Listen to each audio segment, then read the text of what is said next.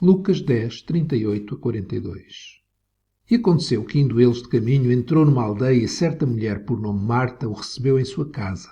E tinha esta uma irmã chamada Maria, a qual, assentando-se também aos pés de Jesus, ouvia a sua palavra. Marta, porém, andava distraída em muitos serviços. E, aproximando-se, disse: Senhor, não se te dá que minha irmã me deixe servir só? Dize-lhe que me ajude. E, respondendo Jesus, disse-lhe: Marta, Marta, estás ansiosa e afadigada com muitas coisas, mas uma só é necessária. E Maria escolheu a boa parte, a qual não lhe será tirada. Todo crente tem o desejo de servir Jesus, de servir os outros, de servir a Igreja. Mas o que é necessário para servir Jesus? Podemos dizer que é estar no lugar certo, na hora certa. Tanto Maria como Marta amavam Jesus, eram crentes em Jesus. Mas Jesus disse que Maria escolheu a boa parte, a qual não lhe será tirada. Marta aparentemente estava a servir Jesus, trabalhar para Jesus. Por isso ela pediu a Jesus para que Maria a fosse ajudar. Não me deixe servir só. Diz-lhe que me ajude. Mas Jesus disse a Marta que ela estava ansiosa, fadigada. Maria tinha escolhido a boa parte. Para servir Jesus é preciso parar, é preciso palavra, é preciso poder. Foi isto que Maria fez. Ela parou, ouviu a palavra de Jesus, recebeu o seu poder. Pelo contrário, Maria, ela estava distraída. Ela tomou uma decisão e ela ficou desanimada. Para servir a Jesus, por incrível que possa parecer, é necessário parar, focar-se em Jesus. Maria, ela assentava-se também aos pés de Jesus, enquanto Marta andava distraída em muitos serviços. Para servir a Jesus é preciso parar e é necessário saber o que Ele quer. Para tal necessitamos saber quem Ele é, pois quem não conhece Jesus não pode verdadeiramente servi-lo. Antes serve um ideal, uma ideia sua sobre Jesus, sobre Deus. Serve um propósito, ainda que bom, mas um propósito que é seu, não o propósito de Jesus, de Deus. Maria, ela ouvia a palavra de Jesus e por isso ela sabia tudo o que Jesus queria que ela soubesse. Tudo o que Jesus queria que Maria soubesse sobre ele, sobre a sua morte, sobre o seu reino, etc. Marta, porém, tomou uma decisão. A decisão de servir Jesus baseada naquilo que ela via que era necessário fazer. Alguém tinha de trabalhar. E por isso Marta tomou a decisão de servir em muitos serviços, com muitas coisas.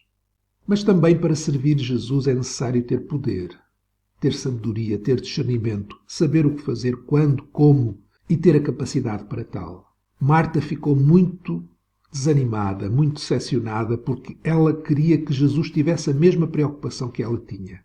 Senhor, não se te dá de que minha irmã me deixe servir só? Marta achava que Jesus teria a mesma preocupação que ela tinha em fazer o que ela queria fazer. Mas ela ficou desanimada, decepcionada, porque o serviço dela não foi reconhecido pelo Senhor. Maria, no entanto, sabia o que fazer e quando fazer.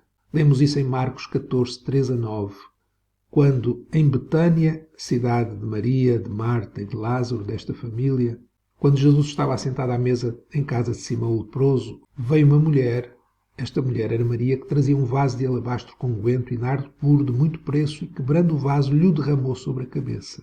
E alguns houve que em si mesmos se indignaram e disseram: para que se fez este desperdício de unguento?